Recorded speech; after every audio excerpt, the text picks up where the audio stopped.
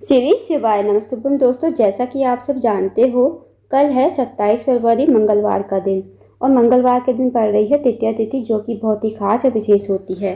साथ ही दोस्तों 28 फरवरी को है बुधवार का दिन और बुधवार के दिन पड़ रही है चतुर्थी तिथि, जो कि बहुत ही खास और विशेष होती है। पूज्य गुरुजी प्रदीप मिश्रा जी ने कुछ विशेष उपाय बताए हैं जो आपको मंगलवार और बुधवार के दिन अवश्य ही करने हैं। यदि आप इन उपाय करते हो तो आपके जीवन की जो भी मनोकामना होगी, बड़ी से बड़ी मनोकामना होगी, चाहे वो धन प्राप्ति को लेकर हो, व्यापार को लेकर हो, या फिर नौकरी को लेकर हो, या फिर आपके जीवन की कोई विशेष मनोकामना जो काफ़ी दिनों से पूर्ण नहीं हो रही है। आपने कई नियम उपाय सब कर लिए, फिर भी आपकी मनोकामना पूर्ण नहीं हो रही है।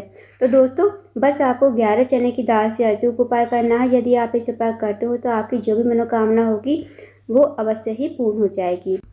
तो आइए दोस्तों, जानते हैं उपाय कैसे करना है। पहला जो उपाय है वो आपको 27 फरवरी मंगलवार के दिन करना है। यदि दोस्तों आपकी कोई विशेष मनोकामना है, काफ़ी दिनों से पूर्ण नहीं हो रही है, आपने सभी प्रकार के नियम उपाय पशुपति के व्रत कर लिए, फिर भी आपकी मनोकामना अधूरी ही है, पूरी नहीं हुई है, तो इस विशेष उपाय को अवश्य करके देखिए। इस उपाय को करने के लिए सबसे पहले आपको लेना है 11 चने की दाल। अब जो आप चने की दाल लोगे वो खंडित नहीं होनी चाहिए, इस बात का ध्यान रखें। साथ ही दोस्तों आपको लेना है छोटा सा गुड़ का टुकड़ा और 1 लोटा जल। अब आपको इस उपाय को सुबह से लेकर शाम तक कभी भी कर सकती हो। अब इन्हें लेकर चले जाइए शिव जी के मंदिर में। शिव जी के मंदिर में जाकर सबसे पहले आपको आपके पास जो चने की दाल है वो आपको थोड़ी सी गीली कर लेनी है। अब जो आपके पास छोटा सा गुड़ का टुकड़ा है वो आपको लोटे के जल में ही डाल देना है। अब आपको जो चने की दाल है जो आपने गीली करी है वो आपको शिवलिंग के ऊपर श्री शिवाय नमस्तुभ्यम कहते हुए समर्पित कर देनी है।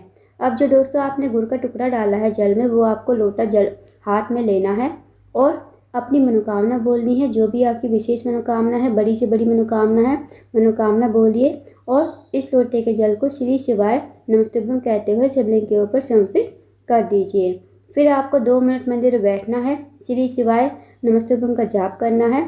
उसके बाद आपको भगवान को प्रणाम करके विनती करके आपको अपने घर पर आ जाना है। तो दोस्तों, इस विशेष उपाय को अवश्य कीजिएगा। जो भी आपकी विशेष मनोकामना होगी, चाहे वो धन से जुड़ी हुई हो, व्यापार से जुड़ी हुई हो, नौकरी नहीं लग रही हो, या फिर आपके जीवन की कोई और मनोकामना हो, तो इस उपाय करने से आपकी मनोकामना अवश्य ही पूर्ण हो जाएगी। अब जानते हैं दोस्तों अगले उपाय के बारे में। अगला जो उपाय है वो आपको मंगलवार के दिन ही करना है। अगला जो उपाय दोस्तों वह है अपने घर परिवार में सुख शांति के लिए। यदि आपके घर में किसी प्रकार का लड़ाई झगड़ा होता रहता है, छोटी छोटी बातों पर झगड़ा हो जाता है, घर में सुख शांति समृद्धि बिल्कुल भी नहीं है, तो इस विशेष उपाय को अवश्य कीजिए। इस उपाय को करने के लिए सबसे पहले आपको लेना है 1 लोटा जल तांबे के पात्र में। साथ ही आपको लेना है 1 चम्मच घी। अब इस उपाय को आप सुबह से लेकर शाम तक कभी भी कर सकते हो।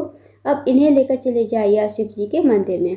शिव जी के मंदिर में जाकर सबसे पहले आपको 1 लोटा जल जो है आपके पास, वो आपको शिवलिंग के ऊपर धीरे धीरे समर्पित करना है, श्री शिवाय नमस्तुभ्यम कहते हुए। आपको इतनी धीरे से समर्पित करना है ताकि आप 11 बार श्री शिवाय नमस्तुभ्यम का जाप कर सको। उसके बाद दोस्तों जो आपके पास घी है ना, वो आपको माता अशोकसुंदरी के स्थान पर घी से लेपन करना है। अब आपकी जो सबसे छोटी वाली उंगली के पास वाली उंगली होती है ना, अनामिका उंगली, उस उंगली से आपको माता अशोकसुंदरी के स्थान पर घी से लेपन कर देना है। अच्छी तरह आपको लेपन करना है।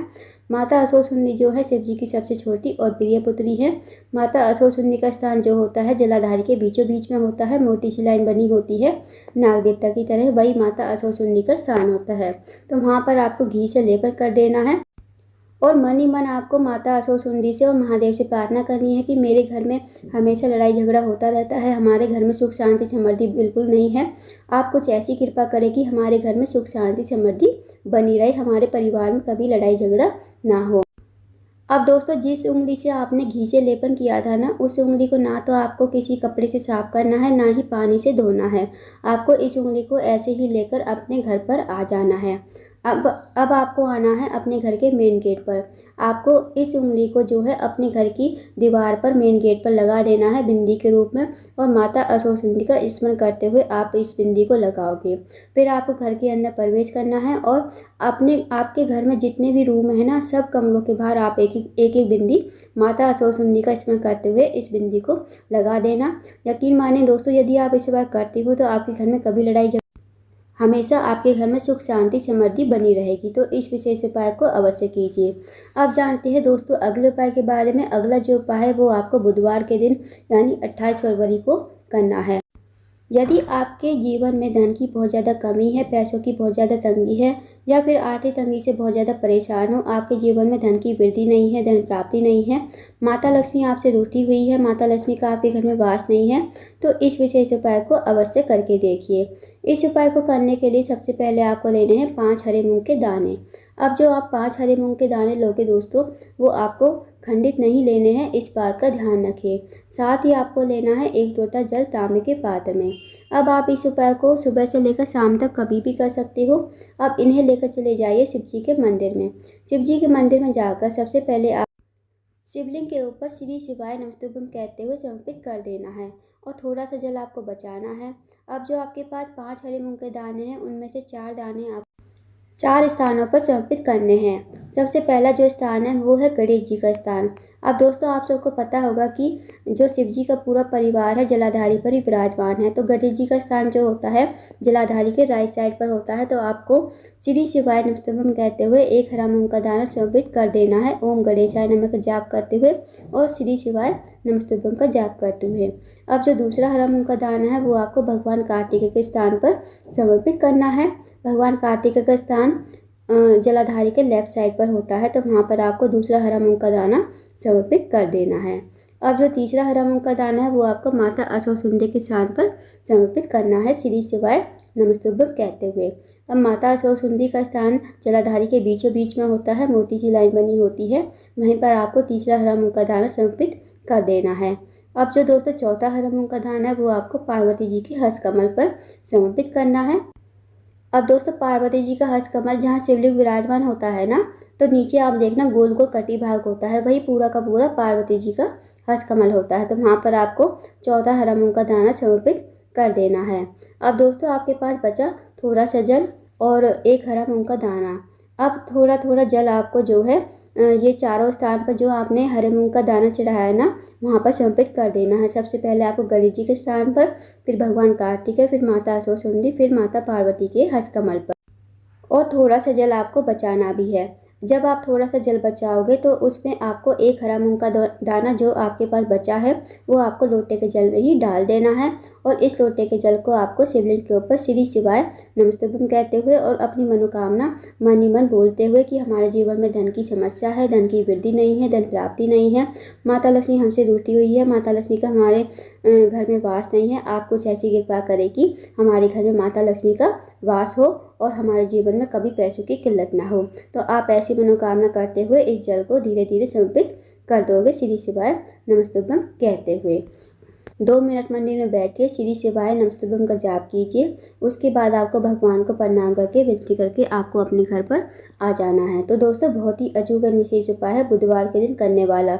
अगर हम हरे मूंग के दाने का उपाय करते हैं बुधवार के दिन तो हमारे जीवन में कभी पैसों की तंगी नहीं होती और हमेशा हमारे घर में माता लक्ष्मी का वास होता है। साथ ही दोस्तों यदि हम हरे मूंग के दाने का उपाय करते हैं तो हमारे बच्चों में ज्ञान बुद्धि विवेक की प्राप्ति होती है। तो इस विशेष उपाय को अवश्य कीजिए। अब जानते हैं दोस्तों अगले उपाय के बारे में। अगला जो उपाय है वो आपको बुधवार के दिन ही करना है। ये जो उपाय है ये है रोग मुक्ति के लिए। यदि आपके घर में कोई व्यक्ति काफ़ी लंबे समय से बीमार चल रहा है, उसकी जो बीमारी है दूर होने का नाम नहीं ले रही है, तो इस विशेष उपाय को अवश्य कीजिए। इस उपाय को करने के लिए सबसे पहले आपको लेना है 1 लोटा जल, साथ ही आपको लेनी है 1 बेलपत्र। अब जो आप बेलपत्र लोगे कहीं से कटी फटी खंडित नहीं होनी चाहिए। अगर आपको बेलपत्र जो है कहीं से नहीं मिलती है तो आप शिवलिंग पर से बेलपत्र को उठा सकते हो और उसे धोकर प्रयोग कर सकते हो। अब आप इन्हें लेकर चले जाए शिव जी के मंदिर में। शिव जी के मंदिर में जाकर सबसे पहले आपको 1 लोटा जल श्री शिवाय नमस्तुभ्यम कहते हुए शिवलिंग के ऊपर समर्पित कर देना है। अब आपके पास जो 1 बेलपत्र है वो आप अपने सीधे हाथ में रखोगे और उस रोगी व्यक्ति के लिए प्रार्थना करोगे जो रोगी व्यक्ति आपके घर में काफ़ी लंबे समय से बीमार है, और उस रोगी व्यक्ति का नाम बोलोगे, गोत्र बोलोगे और इस बेलपत्र को कुंदकेश्वर महादेव का नाम लेते हुए शिवलिंग के ऊपर समर्पित कर देना। उसके बाद 2 मिनट मंदिर में बैठना, श्री शिवाय नमस्तुभ्यम का जाप करना। फिर आपको जो है जो आपने शिवलिंग के ऊपर चढ़ाई थी वो बेलपत्र आपको शिवलिंग के ऊपर से महादेव से विनती करके औषधि के रूप में अपने घर पर लेकर आनी है। अपने घर पर लाकर इस बेलपत्र को आपको उस रोगी व्यक्ति को खिलाना है जो व्यक्ति आपके घर में काफ़ी लंबे समय से बीमार पड़ा है, और कुंदकेसर महादेव का नाम लेते हुए आपको इस बेलपत्र को खिलाना है। यदि वो नहीं खाता है तो आप इसे सुखा लीजिए और इसे सुखाकर इसका पाउडर बना लीजिए। फिर आप इसे पानी में घोलकर भी कुंदकेसर महादेव का नाम लेते हुए इसे पिला सकती हो। यकीन मानिए दोस्तों, यदि आप इसे बार करते हो तो जो भी बीमारी होगी वो दूर हो जाएगी, ख़त्म हो जाएगी, और जो भी व्यक्ति आपके घर में काफ़ी लंबे समय से बीमार है वो रोग मुक्त हो जाएगा। तो इस विशेष उपाय को अवश्य कीजिएगा। तो दोस्तों, ये थे कुछ विशेष उपाय जो आपको मंगलवार और बुधवार के दिन करने हैं। इन उपायों को अवश्य कीजिएगा। अगर आपको जानकारी पसंद आई हो, वीडियो को लाइक करें, शेयर करें, चैनल को जरूर सब्सक्राइब करें। कमेंट बॉक्स में श्री शिवाय नमस्तुभ्यम हर हर महादेव जरूर लिखें।